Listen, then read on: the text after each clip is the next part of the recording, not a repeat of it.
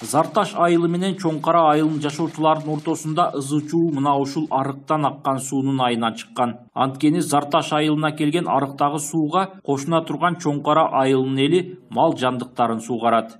Малдары менен келип мына сууларды булгап, ат эшектери менен түшүп алып ичет. Машинасын алып келип ушул жерде жуат. Базарга портерде мал апарса, малдын тезегин майтеп түшүрүп, içini ушул жерде жуат. Агып сууга кошулуп атат. Анын артынан да урушуп атабыз, талашып атабыз, айта берип чарчадык. Эми бизге айылга таза суу керек да основной. Чоң Кара айылынын эли болсо суу тартыш болгондуктан малды аргасыздан суугарып жатканын билдиришет. Анткени айылдагы суу түтүктөрүнөн сааты менен суу берилип, ичкенге араң жетет. Бизде эми суу кыйын да. Суу кыйын, анан кирантта мынча мал менен суугарбайт. Анан иланчы жок. Ушул жакка түшөбүз. Жергиликтүү бийлик эки айылдын эли суу маселесине байланыштуу пикир келишпестикке келип жатканы тууралуу кабардар болгону менен аны чечүүгө конкреттүү чараларды көрө элек. Эми гана аракет болуп жатканын билдирди.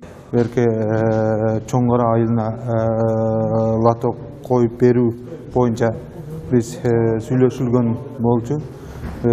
Тилекке каршы лоток бүгүнкү күндө туура эмес болгондугуна байланыштуу азыр семент алып берүү жолун карап атабыз. Семент алып беребиз.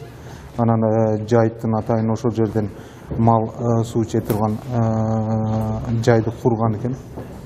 Ошого дагы суу келтирүү маселесин карап атабыз. Белгилеп өтсөк, Баткен районундагы бир канча айылдарда таза суу түтүктөрү жок болгондуктан эл арыктагы сууну таза суу катары пайдаланып келет.